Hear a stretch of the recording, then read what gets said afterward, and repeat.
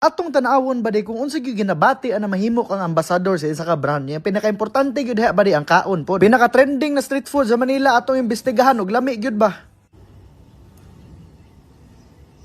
Rada diha ba de, murag importante gyud gyatong adlaw karon ba. Saway pagdugay-dugay ba din didto na rin kog larga padong Manila kay didto man buhaton ang ambasador na shoot niya. Naligo na pug gudaan sa hotel kay murag nanimaho pa ko og tagom. Ang nabantayan lang gyud ako aning Manila pag abot nako ba din no. Kay nang gamay pod ang nanglarga ng mga sakyanan kay syempre mahal man ang gasolina no. Nasya ko pag abot nako sa kutsa na building ba de kay dako man de kay niya social ba syempre. First time ko na to no. O pala pag sulod nako sa office ba ni murag nakasimot na gyud kog munggos niya gisugat pug ko sa tag-iya sa kutsen mismo niya gitagaan kog bulak. Kita ka na pormaha ba de pabaga sa naong lang ang kapital ana. Bago magsugod ang shoot ba din hangyo sa ko na mga on sa tadaan kay basin unyag mag-wild ko basin mauli ko ninyong rep ug washing machine. Di ba? Special request gyud na munggos diha. Nisugot lang ko ani na ambassadorship ba de kay tagaan nilag discount na ko mga followers ug syempre gihandaan ko nilag munggos. Syempre dapat kabalo gyud ka mo negotiate kay lain po gamit-gamito nila imong naong niya way kapalit. Ang pinakaayos lang ani na experience ba din no. Kay mura kag artista, bibihon ka, ilisan pa ka nya make-upan pa ka. Di pug ko kaingon ba din na di ko kabalo mo acting kay sa eskwelahan pa lang sa una kabalo na ko magpasakit-sakit og tiyan aron maka-absent lang. Pero di na nako natason kay basin unyag ma-spoil ba. I-advertise ba na. Pag human sa shoot ba din ni adto sa ko diri sa Fusion Alley. Mao ni ang pinakasikat na street food na makit-an yo sa TikTok ug bisag asa na mga video. Diri abot og sayo-sayo sa Chris Brown ba de pero wa daw siya ron kay na pulaw daw kay nag-inom sila sa lamay gabi. Ang unang gitilawan ako ba de kay kaning trending na chicken feet. Okay ra gud siya pero maumay gihapon kapag kadugay kay daghan kay sauce niya medyo tamis. Pero lami gud gihapon siya, gamay. Pero ang akong giapas diri ba de kay kaning Ilocos empanada. Imposible di kay masipyat paning Ilocos empanada ba na simple ra makinig ingredients pero ang lisod lang ani ang pagbalot gyud. Lami siya ba de, unya crispy pa gyud, madungog di mo spikas kwarto ba. Mo ni tunay. Presko pa gyud ingredients ba de, di pareha sa uban ba na hiwaon karon unya ibaligya sunod semana. Ang isa pod sa pinakasikat na street food sa Manila ba de nagusto gyud kana ko tilawan kay kaning bulad na ilahang gisugba. Okay siya tan-awon ba de unya maklaro nimo na presko pa kay pagkabulad. Bulad ra gud gihapon siya glasa ba de nga naay Bombay kanang mura ra gyud Bombay ug bulad nimo gikaog sabay gud. Pero mas lami gyud niko ang suka kay tuba para imal gyud kay ba. Sunod ba de kanina pong trending na Cheetos ug jalapeno. Lami ba siya kay dili kay ka maumay sa ilahang sauce na gibutang sa sulod ba. Ganahan kay ko pero wa na ko nahurot kay na short og Cheetos. Gawas kay Chris Brown ba di ang ginaadto pod diri kay kanang baga imong mama. Baga daw imong mama hapit ko labayag bato lagi nang tagbaligya diri ba de. Lami siya ba di kay tamis